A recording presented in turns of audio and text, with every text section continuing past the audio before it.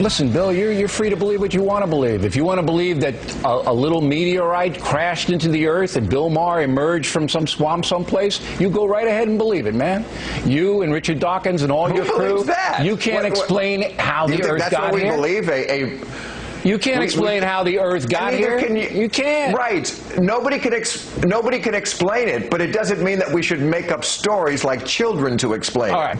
There's a great quote from Thomas Jefferson about how ridicule is the only appropriate way to handle such fantasy. Wow. Okay, 46 past. Welcome back. That was Bill Maher and Bill O'Reilly duking it out last night over religion.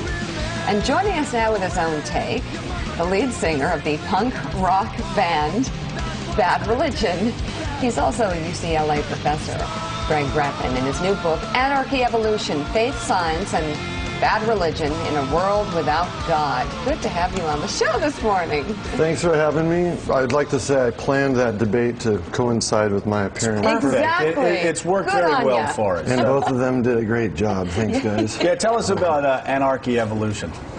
Well, this is a momentous year for my band, Bad Religion. We are celebrating 30 years of punk rock, which is something that we never dreamed would happen. And throughout those 30 years... And by the way, you're still alive, and that ain't nothing. All right? That's true. Yeah. Sadly, we can't say that for a lot of punk rockers, unfortunately. Right. But alongside my singing in Bad Religion, I also took a different tack, which was studying academic science. And a lot of people don't see, how can someone be an entertainer and a punk rocker and do science at the same time and have any kind of a coherent worldview? Right. And what I've done in this book, hopefully, is woven those two elements together. And how do you do it? Well, there's not a simple formula. Yeah. The problem is that most people can't conceive of elements in science being at all related to punk rock. And what I do in the book is point out that there's actually a lot of similarity in the sense that both of them challenge authority. And that's the one thread that runs through punk music and I think has made it a mainstay in American culture, and it's the one thing that threads through science as well. Wait, and explain that, because you talk about anarchy, of course, and whenever I hear the word, I think of anarchy in the UK and cop cars being turned upside down on fire, but you talk about a different type of anarchy, and anarchy and science. The sense that if we want, as scientists, to believe that the world is an ordered place and that it's governed by natural law, it's kind of the opposite idea that any kind of lawlessness or anarchy could be present. But evolution is actually a science that was unified, so to speak, or so many people thought, by natural selection. Right. But the truth is that natural selection is falling out of favor with a lot of evolutionists as being the overarching law-like giver to. So you're saying it's not neatly ordered. There's just nothing. I want to make it very clear, though, because we're on dangerous waters here.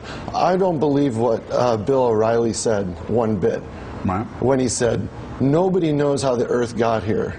For some reason, Bill Maher let him off the hook. Okay, help me out. How did the Earth get here? You can't answer it in 2 seconds. If you give me a little bit of time, I'll give you 5. Go. You know as well as I, you can pick up many books and read about the incremental development of the universe. Yeah. This is a fascinating concept, Peggy, because everybody, even people that say, oh, you believe in God or evolution, even those that say they believe in evolution, like to think that there's like this nice, neat formula. It is all so messy. There is no formula here.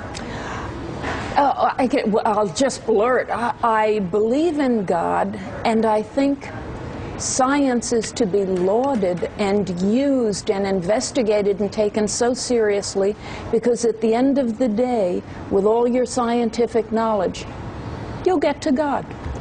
Well, that's a perfectly valid belief, and I don't think anyone should criticize you for it. Oh, thank you. I happen so grateful. He said slightly critical. Well, here we go. Boom. room? No, 'Cause this is... so answer Christine O'Donnell's question. Why aren't apes? I'm just joking. That was painful.